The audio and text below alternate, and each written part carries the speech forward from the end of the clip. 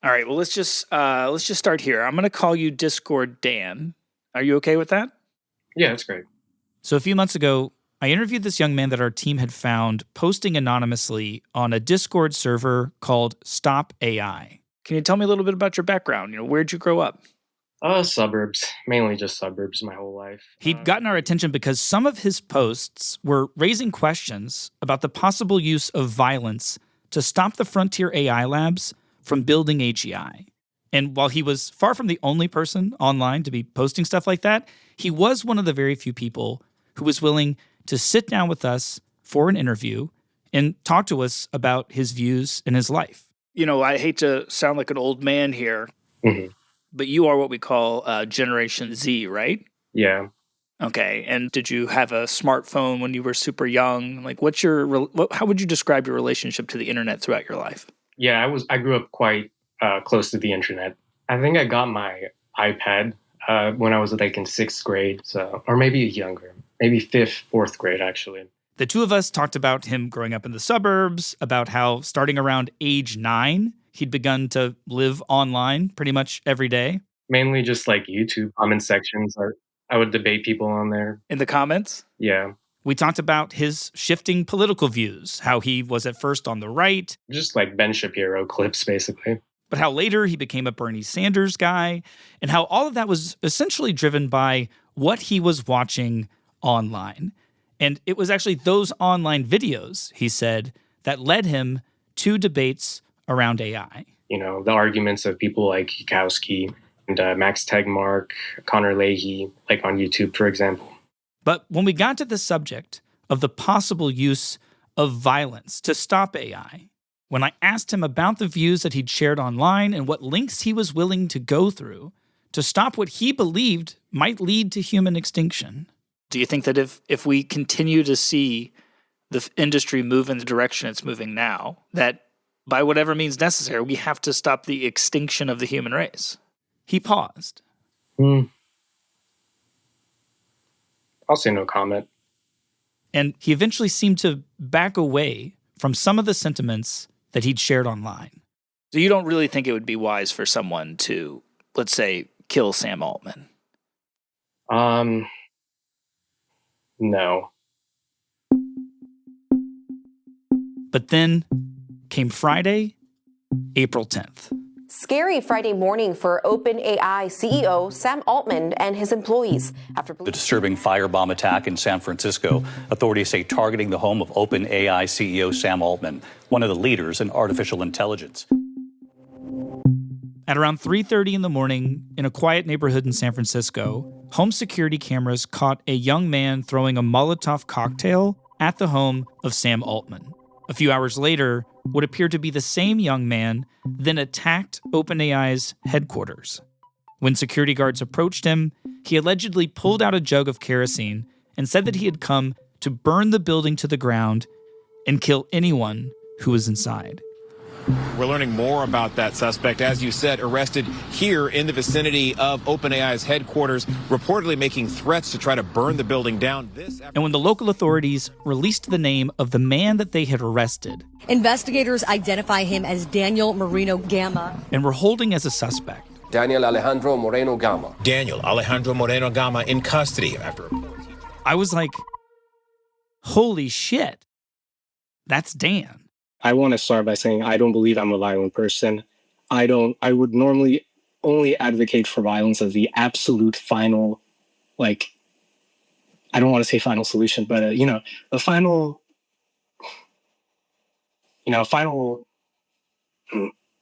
okay, you get what I'm saying, okay. The FBI released a statement saying that it appeared Dan had a much larger plan and was carrying something of a manifesto. Sources tell me the suspect was driven by strong anti-AI views. When he was arrested in San Francisco, he was carrying a manifesto that includes a list of names and addresses of other AI CEOs and investors. In addition to the names and addresses of several leaders and board members in the world of AI, he had also allegedly written, quote, "If I'm going to advocate for others to kill and commit crimes, then I must lead by example and show that I am fully sincere in my message."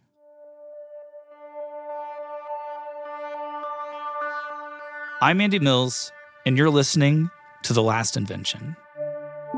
And in light of this recent attack, as well as the growing number of threats to those building AGI, to lawmakers who are voting on data centers, we wanted to share our interview with Dan. Right now, Dan is 20 years old. He's being held in custody without bail and has been charged with 13 felonies, including attempted murder.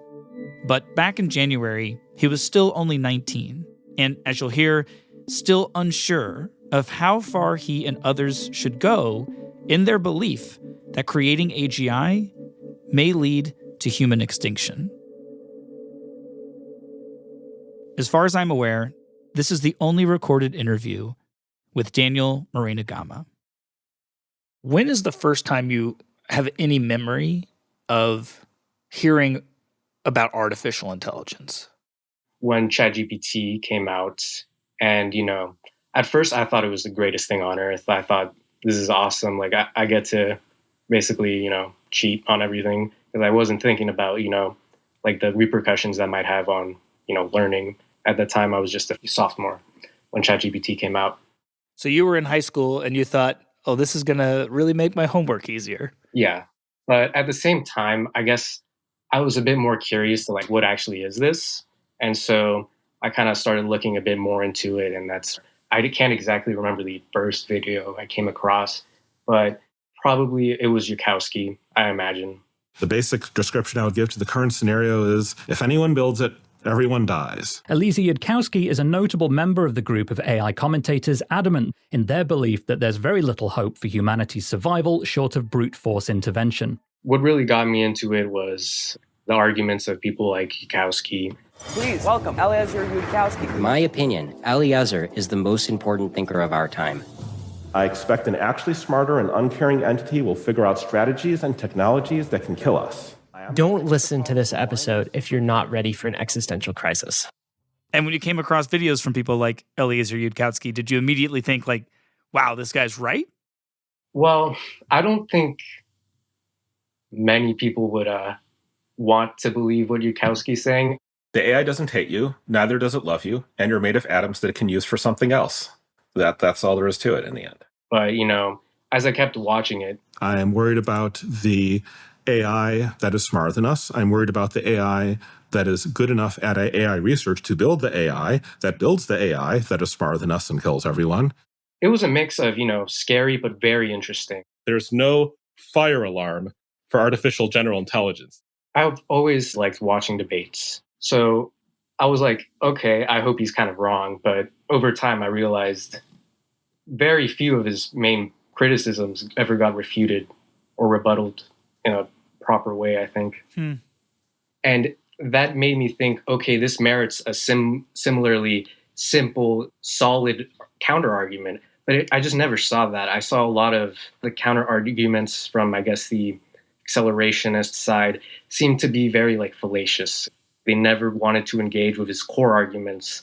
And that made me realize that, I should probably do something to get what he's saying out there more, get it to be part of the public conscious a little bit more than it is currently. What form did that take? You getting into the comment section on YouTube videos? Is that kind of step one? That was step one, yeah. Then probably talking to my parents about it, strangely enough, talking to people in my life about it, being like, hey, did you know this technology is kind of strange?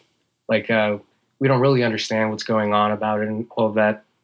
That didn't go too well. I kind of became a bit annoying, a bit autistic about that. So my mom kind of recommended, hey, maybe you should join an organization or something. I'm like, okay, yeah, that makes sense. So I did that with Pause AI in 2024. All right, well, a global call to stop artificial intelligence in its tracks. Close OpenAI! Close OpenAI! The protesters are demanding that OpenAI be shut down and that the government permanently ban the development of artificial general intelligence, or AGI. Stop AI! Stop AI! Stop AI! Do you, at this point, consider yourself an anti-AI activist? Is that the right language we should use to describe you? No. I think AI is too broad of a concept I would say I'm an AI safetyist. I'm against general intelligence. You're saying that you're fine with like chatbots. You're even fine with, maybe what DeepMind is up to with AlphaFold and trying to do scientific discoveries.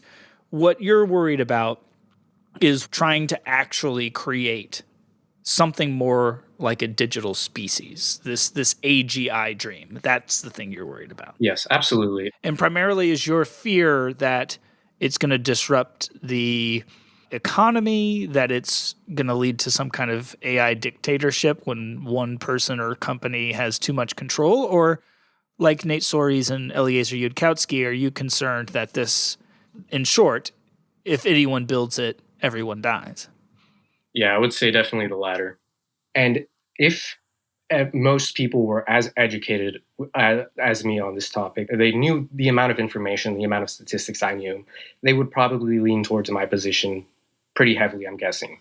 Like, if there was a bridge where the engineer said there's a 25% chance that it collapses, most people probably wouldn't take that. Mm-hmm. And I think the doomers, right, I think they're actually a lot more populist and democratic than people would make them out to be. I find that a lot of the accelerationists tend to be almost anti-democratic. They often talk about like how it's going to make the lives of people better, but they'll never seem to really dive deep into like the arguments about like these people didn't consent for that, they didn't vote for that. You wouldn't give them an option to vote for that because we know who would win. Mm-hmm. But what do you make of the argument that I've heard from several accelerationists in the past that, it was not up to a vote whether Gutenberg should make his printing press, right? Right. It's not up to the populace to decide if Edison makes the light bulb. That's just not how the real world works. And so why would this be any different? Yeah, I think the difference is Edison and Gutenberg didn't say there was a 1 in 4 chance everybody dies because I made this invention.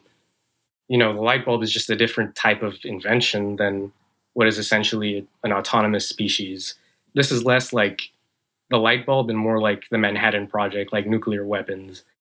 And if there is truly an existential risk that if the OpenAIs, if the DeepMinds, if, the XAIs, if these big companies actually are going to make AGI, how great of a threat do you think that poses, and what kind of response should we be willing to make to mitigate that risk?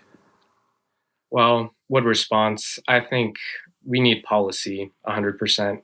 We need policy to ensure that, this technology gets regulated on how big data centers can get, like maybe putting a moratorium or a cap on the construction of new data centers. I feel like we have regulated technology before, so there's no reason why we couldn't take it for artificial intelligence. Just to put my cards on the table here, I'm working on a story about political violence, and I want to understand just personally for you, if this technology really poses an existential threat, and right now lawmakers are not motivated to heavily regulate it, what do you think we should be willing to do to ensure that this technology that you believe is going to lead to the likely extinction of the human race doesn't get made and doesn't get released? Well, first, I think before we even think about violence, we need to exhaust all our peaceful means first. I think protesting, I think sharing information, I think that needs to come way before we even consider that. But is it on the table? Do you think that if we continue to see the industry move in the direction it's moving now, that by whatever means necessary, we have to stop the extinction of the human race?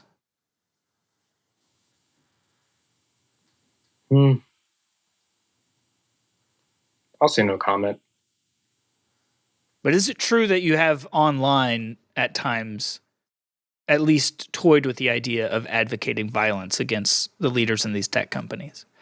I think my producer said something about a post about Luigiing some of these CEOs. Right. I mean, it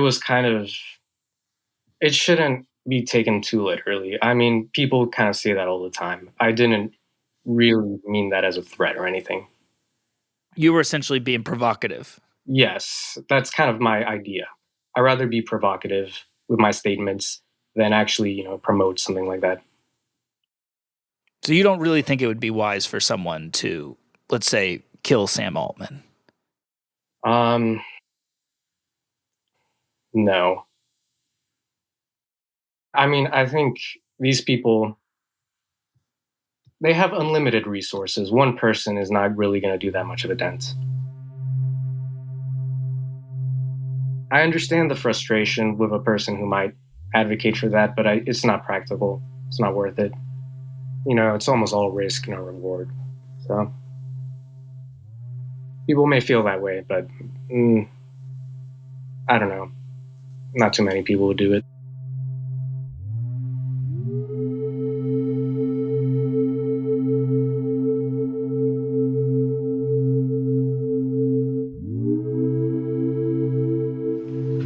My name is Mannello. I serve as the acting special agent in charge for San Francisco FBI. Today's charges outline a dangerous and deliberate plan to bring violence into San Francisco. This was not spontaneous. This was planned, targeted, and extremely serious.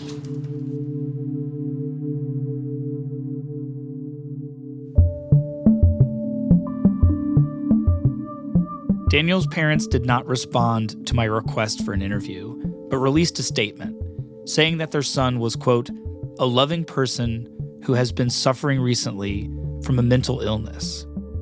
But according to law enforcement, in Daniel's 3-part manifesto, he makes clear that based on his belief in humanity's, quote, impending extinction, Daniel had not only planned this attack on Sam Altman, but was also attempting to inspire others to attack and kill the leaders of the Frontier AI labs. He allegedly supplied their names and home addresses. Daniel also allegedly included a personal note to Sam Altman that read, "If by some miracle you live, then I want you to take this as a sign from the divine to redeem your life." In the last few days, many prominent AI safety organizations like Pause AI and figures like Eliezer Yudkowsky have released statements strongly condemning this attack and saying that impressionable young people should not follow Dan's lead. But online, several anonymous users in places like Reddit have already begun to compare Dan to Luigi Mangione, including calls that someone should finish what he started. This reporting is a part of our ongoing coverage of the AI race and the debate around it. There is a longer-term existential threat that will arise when we create digital beings that are more intelligent than ourselves. We have no idea whether we can stay in control. To hear the backstory of this moment we're in, including the views of the accelerationists, this really will be a world of abundance, the AI doomers. I was selling AI as a great thing for decades, and I was wrong. We'd recommend going back and starting at episode 1 of our 8-part series. We're going to continue to cover this story, as well as the ongoing developments around the AI revolution. This podcast is produced by Longview. If you'd like to drop us a line or send us a tip, you can reach us at hello@longview.report. To leave a comment or subscribe to our newsletter, visit us on our Substack, or you can become a subscriber and support our reporting. Links are in the show notes. Thank you for listening, and we'll be back soon.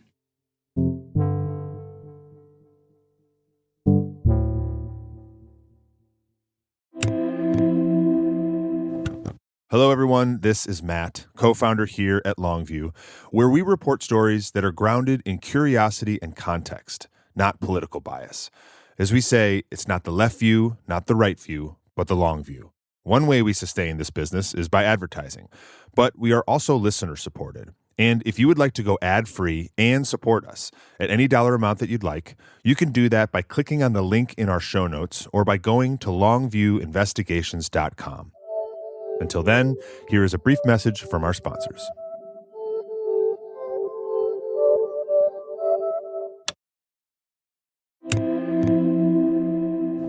The Last Invention is brought to you by Quince. Every spring, I feel the same urge to clean things out. Closets, habits, routines. And with clothes, I keep coming back to the same idea. Fewer of them, but better quality. That's what I like about Quince. The materials feel elevated, and the cuts are clean, and the prices, they aren't insane. They make everyday staples using premium fabrics like 100% European linen and this incredibly soft flow knit fabric for their activewear. The kind of gear you end up wearing way beyond the gym. What surprised me most is the pricing. It's about 50 to 60% less than what you'd expect from comparable brands. And that's because Quince goes straight to the source, working directly with ethical factories and skipping the middlemen. So you're actually paying for the quality itself instead of the markup. My favorite piece these days is one of their blue chore jackets. It fits great, it's really comfortable, and I know it'll hold up even though I wear it all the time.